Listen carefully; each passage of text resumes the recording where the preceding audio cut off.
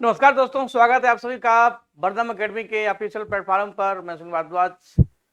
बहुत खुशी का मौका है कि पहली बार शिक्षा जगत में जो युवा है, विशेषकर बिहार का, उसके लिए एक बम्पर लॉटरी ऑफर है। और शिक्षा के क्षेत्र में इतनी अधिक व्यक्तियां निकली हैं कि अब कोई भी शिक्षक बनने से नहीं बचेगा। और इसी आधार पर आज का क्लास डिपेंड है बच्चों के लिए जो कक्षा क्लास 11 से 12 इतिहास विषय से जुड़े हुए हैं, जो पीजीटी की तैयारी करते हैं। उसका क्या सिलेबस होगा, क्या आयु, योग्यता, एग्जाम पैटर्न, और सबसे बड़ी बात है सिलेबस को लेकर के जो कंफ्यूजन है, क्या पढ़ना है, कहाँ से पढ़ना है, इन सारी बातों का आपको जवाब मिलेगा। कैसे तैयारी करनी होगी, इन सारी बातों पर आगे काम करते रहेंगे। जुड़े रहिए और अधिक से अधिक शेयर करें।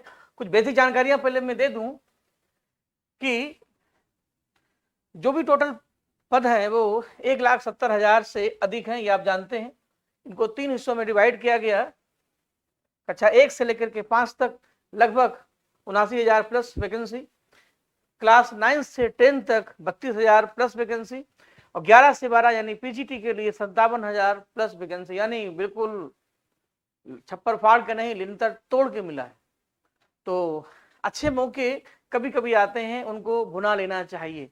और इसलिए कोशिश करें कमर कस के तैयारी में जुट जाएं और हम लोगों के अनुभवों का अधिक से अधिक फायदा उठाएं।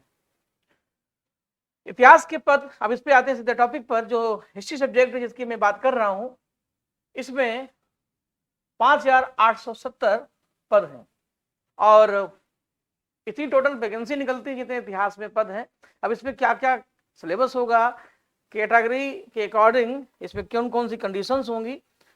तो एक बात सबसे बड़ी महत्वपूर्ण है कि बिहार का स्थायी निवासी होना चाहिए। अदर स्टेट के बच्चे अप्लाई नहीं कर सकते, पहली शर्त।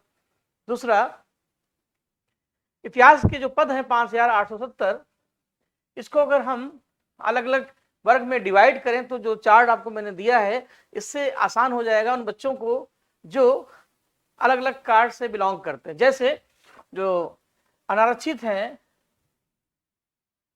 उनके लिए, जो रिजर्व है उनके लिए, जो आपके अनारक्षित हैं जनरल कोटे से 1509, और अनारक्षित महिला जो पद हैं 838, ईडब्ल्यूएस 421, ईडब्ल्यूएस में महिला 163 163, अत्यंत पिछड़ा वर्ग 667 667, अत्यंत पिछड़ा वर्ग में महिला पद 383। अब आते हैं पिछड़ा वर्ग, क्योंकि अत्यंत पिछड़ा वर्ग और पिछड़ा वर्ग दो कैटेगरी है। पिछड़ा वर्ग में बैकवर्ड क्लास में 467, पिछड़ा वर्ग में महिला के लिए 233, अनुसूचित जाति शेड्यूल कास्ट के लिए 588, और अनुसूचित जाति महिला के लिए 350, अनुसूचित जनजाति यानी शेड्यूल ट्राइब के लिए 66 66, और अनुसूचित जनजाति महिला के लिए 7 पद हैं। इतिहास विषय में मैं बात कर रहा हूं, हिस्ट्री में। तो लेकिन टोटल पद जो है वो 5,870। तो इन पदों के लिए क्या होनी चाहिए हमारी शैक्षिक योग्यता? तो जाहिर सी बात है कि आप पीजीटी की तैयारी कर रहे हैं और पीजी तो होना ही चाहिए। तो पीजी के साथ और क्या कंडीशन है, जरा इसको भी देख लीजिए। तो स्नातकोत्तर पोस्ट ग्रेजुएट 50% के साथ होना चाहिए, और इसके साथ समकक्ष बीएड या बीए एड या बीएससी एड एजुकेशन, इनमें से कोई भी डिग्री जो समकक्ष होती है, वो आप ले सकते हैं। या इसके अलावा पीजी 55% के साथ होना चाहिए, और 3 वर्ष का इंटीग्रेटेड बीएड एमएड कोर्स जो होता है, इसकी अगर आपके पास डिग्री है तो भी मान्य है। यानी ले देकर के एक आपकी एकेडमिक डिग्री हो, एक एजुकेशन की प्रोफेशनल डिग्री हो, साथ ही स्टेट पेपर सेकंड का शिक्षक पात्रता परीक्षा भी आपने पास किया हो, ये भी जरूरी है। इतनी चीजें हैं आपके पास तो आप आवेदन कर सकते हैं। इसमें सबसे महत्वपूर्ण है जो पेपर का पैटर्न है। आपको पता है कि पहला पेपर जो है वो भाषा से संबंधित है, एक कंपलसरी पेपर है। इसमें कोई निगेटिव मार्किंग नहीं है और 30% लाना कंपलसरी है। इस पेपर के 2 पार्ट हैं, एक में 25% रहेंगे जो अंग्रेजी विषय से होंगे, और भाषा चूंकि हमारे विचारों की अभिव्यक्ति का माध्यम है तो भाषा पर आपकी पकड़ होगी तभी हम अपनी बात को बच्चों तक पहुंचा पाएंगे। तो अंग्रेजी की इतनी जानकारी होनी चाहिए जो बेसिक है।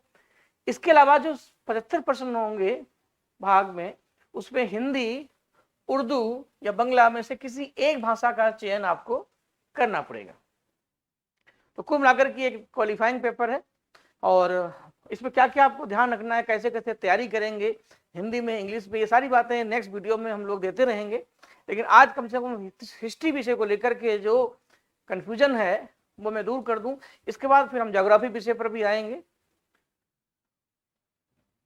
सेकेंड पेपर जो आपका है, इसमें फर्स्ट भाग में 80 प्रश्न होंगे,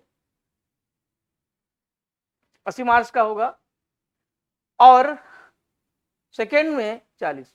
जो आपका जो मेन सब्जेक्ट है हिस्ट्री, वो इसी से संबंधित है जो 80 मार्क्स का होगा, और प्रश्नों की संख्या भी 80। एक क्वेश्चन 1 नंबर का, इसका मतलब ये हुआ।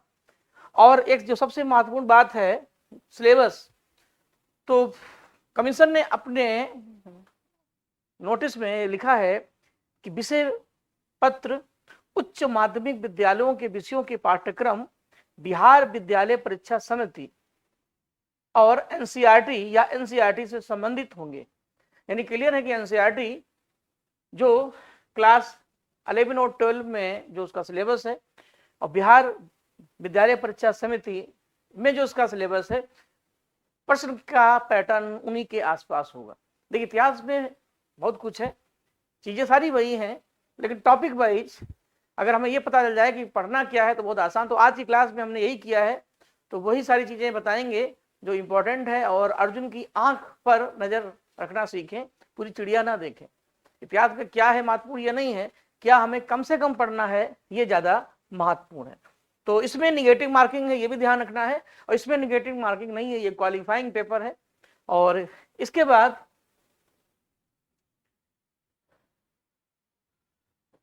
हिस्ट्री को लेकर के बाकी जो भी इसमें कोर्सेज होंगे, फ्री यूट्यूब पर इसकी प्रैक्टिस बैच अवेलेबल होंगे, उपलब्ध होंगे, पेड बैच भी उपलब्ध होंगे, उसका नोटिफिकेशन बीच बीच में आपको मिल जाएगा।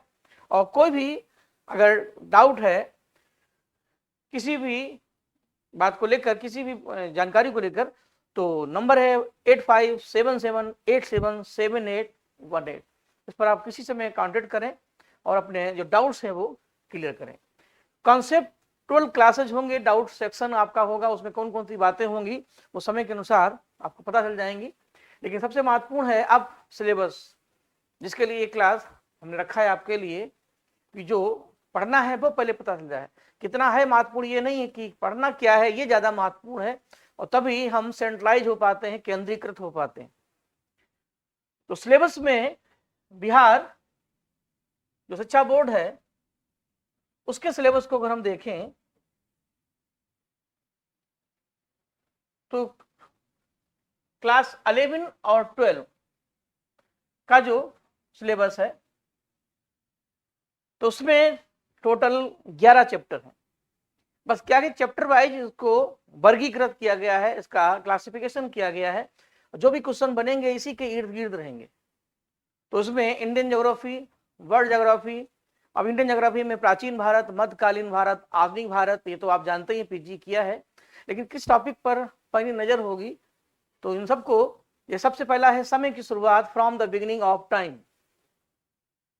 दूसरा है लेखन कला और शहरी जीवन, 3 महाद्वीपों में फैला हुआ साम्राज्य, इस्लाम का उदय। तो इसमें विश्व के इतिहास से होते हुए भारत के इतिहास की एक यात्रा होगी। यार जीवन, एक खानाबदोश लाइफ, 3 वर्ग, 3 क्लास, बदलती हुई सांस्कृतिक परंपराएं, चेंजिंग कल्चरल ट्रेडिशंस, संस्कृतियों का टकराव कैसे हुआ, औद्योगिक क्रांति, मूल निवासियों का विस्थापन और आधुनिकीकरण के रास्ते। यानी जिंदगी की शुरुआत से कैसे हम औद्योगिक क्रांति के रास्ते चलते हुए मॉडर्न लाइफ में प्रवेश करते हैं, तो ये सारी बातें इसमें हैं। तो टॉपिक वाइज जो भी आपका सिलेबस है उसी पर काम करेंगे, और जिससे हम सीधे एग्जाम ओरिएंटेड अपनी तैयारी कर सकें। इसी तरीके से आप देखिए बिहार बोर्ड का जो 12 का सिलेबस है, इसके भी चैप्टर है। अब इसमें क्या क्या सेक्शन है? पार्ट फर्स्ट में भारतीय इतिहास के कुछ विषय हैं, थीम ऑफ इंडियन हिस्ट्री। तो इसमें चैप्टर फर्स्ट में हड़प्पा सभ्यता, उससे जुड़े हुए जो रिसर्च सेक्शन है, हड़प्पा सभ्यता में स्थापत्य कला, वहां का धार्मिक जीवन, वहां की ईंटें, मन के नगरीय व्यवस्था, तो इन सब से जुड़े हुए प्रश्न होंगे। कहां पर एक युग्म समाधि मिली, कहां पर 3 युग्मी समाधि मिली, तो इन सबसे प्रश्न पूछे जाते हैं। बुर्ज होम हो, चाहे लोथल हो, चाहे कालीबंगा हो, ये ऐसे प्लेस है जहां पर हमें युग्म समाधियों के प्रमाण मिलते हैं। तो इस तरीके से इसमें प्रश्न बनेंगे। इसके अलावा राजा, किसान और नगर आरंभिक अवस्थाएं, ठीक, बंधुत्व, जाति और वर्ग, आरंभिक समाज। चैप्टर 4 में है विचारक, विश्वास, इमारतें, सांस्कृतिक विकास। हड़प्पा सभ्यता के बाद भारत में वैदिक सभ्यता का विकास होता है, कृषि के माध्यम से वो सभ्यता विकसित होती है। तो इस आधार पर कैसे सभ्यताएं विकसित होती हैं, तो चैप्टर 1 में भारतीय इतिहास का जो शुरुआती स्वरूप है उसको रखा गया। चैप्टर 2 में, पार्ट 2 में जो 5वां चैप्टर है वो बताता है कि यात्रियों के नजरिए, थॉट्स ऑफ विजिटर्स, जो भारत में यात्री आए एंशिएंट इंडिया से लेकर, चाहे वो हाइयान हो, चाहे वो हिंसांग हो, चाहे वो मेगस्थनीज हो, इनका भारत के प्रति क्या दृष्टिकोण है ये पूछा जाता है। जैसे मेगस्थनीज ने भारत में जो इंडिका पुस्तक लिखी, भारतीय समाज को 7 वर्गों में बांटा, नगरकालीन जो व्यवस्था है उसके बारे में बताया, हिंसांग की अपनी विचारधारा थी। तो इसमें इस टाइप के प्रश्न होंगे। चैप्टर 6 काफी इंपॉर्टेंट है, क्योंकि इसमें जो हमारा सूफियाना भक्ति आंदोलन है इससे जुड़े हुए प्रश्न होंगे, भक्ति और सूफी परंपराएं। क्योंकि जब भारत में मुस्लिम आक्रमण होता है तो सामाजिक समरसता बनाने के लिए, हिंदू मुस्लिम को जोड़ने के लिए, चाहे वो कबीरदास हो, चाहे वो गुरु नानक हो, चाहे वो दादू दयाल हो, चाहे ख्वाजा मोहम्मद चिश्ती हो, चिश्ती संप्रदाय, कादरी संप्रदाय, सोहरावर्दी संप्रदाय, ये सब आगे आए। और इनका सबका एक ही कॉन्सेप्ट था कि राहें चाहे अलग अलग हों, नदियां चाहे अलग अलग हों, समुद्र एक है, सबका मालिक एक है। कोई राम कहता है, कोई रहीम कहता है, कोई अल्लाह कहता है, कोई जीसस कहता है, लेकिन सब एक ही जगह पे आके मिलते हैं, तो सबका सार एक है। और यही भारत की संस्कृति है। तो इसके माध्यम से भारत में हिंदू मुस्लिम को जोड़ने की कोशिश की गई। तो धार्मिक विश्वासों में जो चेंजेस आए, तो फिलहाल इसमें सूफी परंपरा और भक्ति आंदोलन से जुड़े हुए प्रश्न होंगे। जैसे चिश्ती संप्रदाय में आपके ख्वाजा मोहम्मद चिश्ती हैं, निजामुद्दीन औलिया हैं, गेसूद राज हैं, इनका क्रम पूछा जाता है, किसको क्या क्या उपनाम दिया गया है, सोहरावर्दी संप्रदाय की क्या विशेषता है, कादरी संप्रदाय की शुरुआत किसने की। बिल्कुल इसके बिल्कुल हिट प्रश्न है जो आते हैं। और अगला चैप्टर बहुत इंपॉर्टेंट है, विजयनगर। अब देखिए सिर्फ विजयनगर दिया है तो खाली विजयनगर से काम नहीं चलेगा। मोहम्मद बिन तुगलक के समय भारत में जो भी हमारा साम्राज्य था वो 2 हिस्सों में डिवाइड हुआ। मैं इसको इस तरीके से आपको समझाने की कोशिश करता हूं। जैसे जब मोहम्मद बिन तुगलक थे तो भारत में उन्होंने जिस तरीके से दक्षिण के राज्यों को मर्ज किया, तो जैसे ही राज्य कमजोर पड़ा तो दक्षिण में बगावत शुरू होने लगी। तो माना जाता है कि मोहम्मद बिन तुगलक के समय ही दक्षिण भारत में जो नदियां हैं, जैसे ये नर्मदा नदी है, ये कृष्णा नदी है, और ये है कावेरी नदी। मोहम्मद बिन तुगलक के समय नर्मदा और कृष्णा के बीच एक साम्राज्य विकसित हुआ, एक सल्तनत विकसित हुई जिसको हम बहमनी कहते हैं, एक मुस्लिम सल्तनत थी। और कृष्णा और कावेरी के बीच एक हिंदू वंश का उदय हुआ, हरिहर बुक्का, जिसके संस्थापक थे। जो कृष्णा और कावेरी के बीच थी, कृष्णा की सहायक नदी थी तुंगभद्रा। तो जब हम विजयनगर पढ़ेंगे तो हमें बहमनी के बारे में भी जानकारी होगी, क्योंकि दोनों के बीच जो दोआब था जिसका नाम है रायचूर दोआब, ये झगड़े की वजह थी। फिर इस बहमनी से बीदर, बरार, अहमदनगर, गोलकुंडा जैसे राज्य डिप्लिप हुए। तो विजयनगर साम्राज्य की राजधानी पेनुगुंडा, विजयनगर वर्तमान में हम्पी है। तो विजयनगर में संगम वंश हो, चाहे सुलुभ वंश हो, चाहे तुलुभ वंश हो, चाहे अराबिडू वंश हो, इनसे प्रश्न पूछे जाएंगे। तो विजयनगर बहुत ही टॉपिक होगा, तो वही यहाँ पर दिया हुआ है।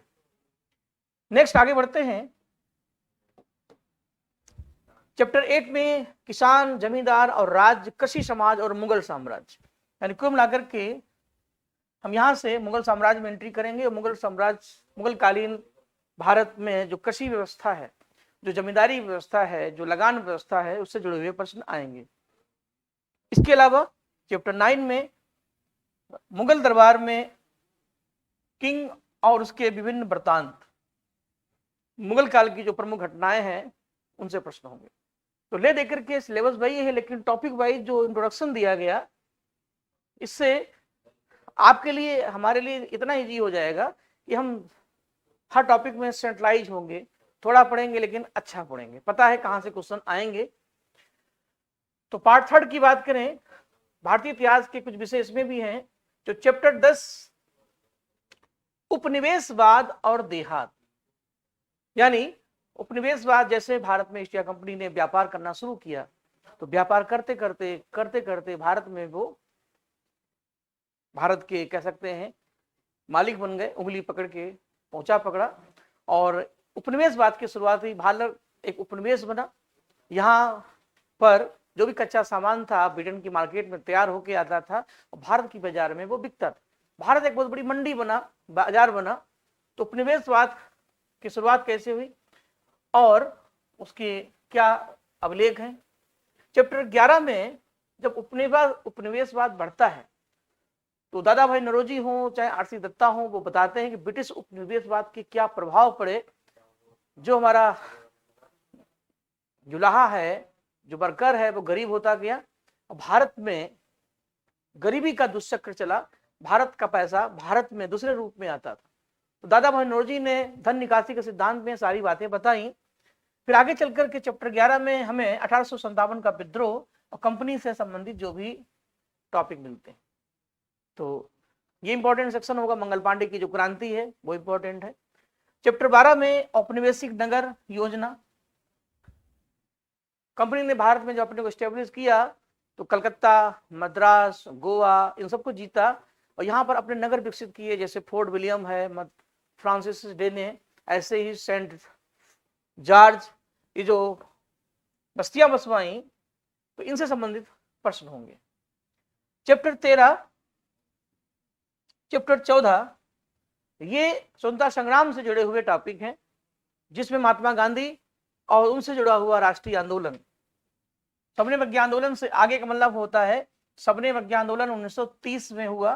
तो 30 से लेकर के 1947 तक की कहानी है, नमक सत्याग्रह के आगे का कॉन्सेप्ट। इसके बाद विभाजन हुआ, विभाजन के क्या अनुभव हुए, पार्टीशन में क्या क्या चीजें आई, Cripps mission, cabinet mission, Mountbatten का प्लान, जिन्ना का डायरेक्ट एक्शन डे, तो ये सब इस सेक्शन में आपको मिलेंगे। और संविधान बनने के प्रोसेस में कैबिनेट मिशन भारत में आता है। 1946 में कैबिनेट मिशन के आधार पर संविधान की इबारत लिखी जाती है, उसी के अकॉर्डिंग संविधान सभा का चुनाव होता है और उसी के अकॉर्डिंग हमारा संविधान और उसकी सभा बनती है। आज का जो हमारा संविधान है वो कैबिनेट मिशन की देन है। तो संविधान का निर्माण, एक नए युग की शुरुआत, इसमें हम ब्रिटिश भारत से होते हुए स्वतंत्र भारत की तरफ आएंगे। कैबिनेट मिशन की स्थापना के बाद संविधान सभा का तैयार होना, संविधान का बनना, संविधान की बैठक और बाकी चीजें, ये आपके चैप्टर। तो 3 पार्ट्स में जो आपका क्लास 12 का सिलेबस है वो डिवाइड है। ये तो हो गया बिहार बोर्ड का कॉन्सेप्ट। इसी कड़ी में अब हम चलते हैं एनसीईआरटी की तरफ, जो सिलेबस में दोनों को रखा गया है। तो हम चाहते हैं कि जो भी हम लोग प्लानिंग करें तो इसमें किसी की अनदेखी ना की जाए। तो एनसीईआरटी में भी प्राचीन भारत की अगर बात करें तो प्राचीन नगरों की कहानी हड़प्पा सभ्यता है, यहां से शुरुआत हुई। मौर्य काल से लेकर गुप्त काल तक की कहानी, फिर सामाजिक इतिहास, बौद्ध धर्म और सांची के स्तूप के बारे में इतिहास, यानी प्राचीन भारत में हड़प्पा सभ्यता, मौर्य काल से गुप्त काल तक का जो भी मूवमेंट है, उस काल के सामाजिक संदर्भ, बौद्ध धर्म और विशेषकर सांची के स्तूप के बारे में। मध्यकालीन भारत में जो टॉपिक रखे गए हैं एनसीईआरटी में, इसमें आईने अकबरी को रखा गया। आईने अकबरी में जो कशी संबंध है, तो ये पता चल गया आईने अकबरी के कितने पार्ट हैं, किसने लिखा, और कशी को लेकर के उसमें क्या व्यवस्थाएं हैं। मुगल दरबार में इतिहास के द्वारा इतिहास का पुनर्निर्माण इतिवृत्त द्वारा मुगल काल में एक अनुवाद विभाग बनाया गया, और जितना भी हमारा प्राचीन साहित्य था उसका अनुवाद फारसी में हुआ। इतिहास से इतिहास को जानने की कोशिश की गई। हमारी जो पुरानी संस्कृति परंपरा है, तो ये मुगल काल की जो सांस्कृतिक विरासत है, ये इसमें ये सब चीजें आएंगी। इसके अलावा हम्पी नूतन स्थापत्य कला, विजयनगर साम्राज्य में हम्पी में कौन कौन से स्मारक हैं, चाहे वो कृष्णदेवराय के बनाए हुए हों चाहे देवराय प्रथम के, तो हम्पी जो यूनेस्को की विश्व विरासत सूची में शामिल है। तो विजयनगर साम्राज्य की एक राजधानी रहा है, तो इससे संबंधित प्रश्न होंगे। धार्मिक इतिहास में बिहार बोर्ड में और एनसीईआरटी में दोनों में देखिए भक्ति और सूफी आंदोलन कॉमन है। विदेशी यात्रियों का जो विवरण है वो उसमें भी है और इसमें भी है। ठीक, अब जो फायान और हिंसांग हम पढ़ेंगे, ऐसा नहीं कि उसमें अलग होगा इसमें अलग होगा, लेकिन सिलेबस में जो टॉपिक है, तो क्वेश्चन पेपर अगर सेट किया जाएगा वो इन्हीं बिंदुओं के आधार पर। आधुनिक भारत में उपनिवेशवाद और ग्रामीण समाज सरकारी रिपोर्टों के साथ उपनिवेशवाद कैसे विकसित हुआ। 1857 का आंदोलन, जहां से हमारे स्वतंत्रता संग्राम की शुरुआत होती है, पहला स्वतंत्रता संग्राम जिसने देश के अंदर हर नागरिकों में देश प्रेम की फीलिंग को जगाया। और सबसे बड़ी बात है, जो भी हम इतिहास पढ़ रहे हैं, इसका बिहार राज्य से बहुत गहरा संबंध है। प्राचीन भारत में मगध साम्राज्य की राजधानी पाटलिपुत्र जो आज पटना है, बिहार की संस्कृति, बिहार की खनिज, बहुत सारी चीजें हैं जो आपके एग्जाम में आएंगी। औपनिवेशिक जो नगर बने, उनका नगरीकरण, उनकी योजना स्थापत्य, ये एनसीईआरटी और बिहार दोनों में है। जैसे कलकत्ता में फोर्ट विलियम, ऐसे मद्रास में सेंट जॉर्ज। महात्मा गांधी का आंदोलन यहाँ भी है, भारत का विभाजन यहाँ भी है, और संविधान का निर्माण यहाँ भी है। ये नहीं, ये टॉपिक आपके दोनों में।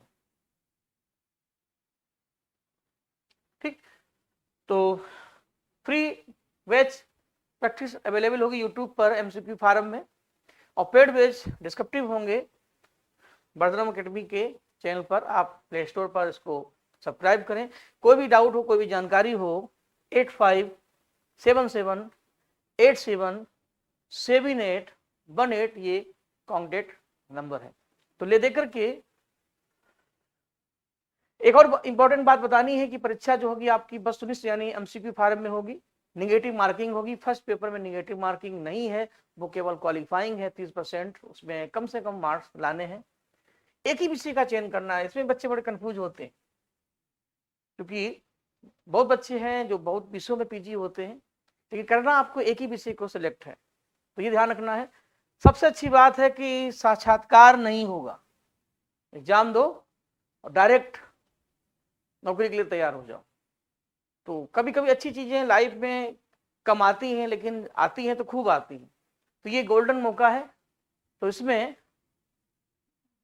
बिल्कुल कमर कस के तैयारी करें, और पूरी बर्दरम एकेडमी आपके साथ है।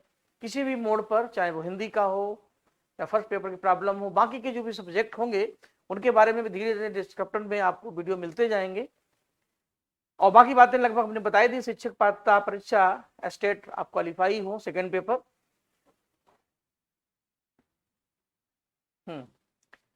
अब कुछ बेसिक जानकारियां जो है मैं वो भी क्लियर कर देता हूं कि वित्तीय वर्ष 2022 से 23 के आधार पर निर्गत ईडब्ल्यूएस प्रमाण पत्र मान्य होगा। और जो स्वतंत्रता सेनानी आपके परिवार में कोई है, तो उनके बच्चों को 2% का क्षैतिज आरक्षण भी मिलेगा, ये भी एक बेनिफिट होगा।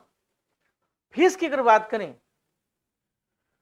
तो एससी एसटी महिलाओं को और दिव्यांग के लिए 200 रुपया।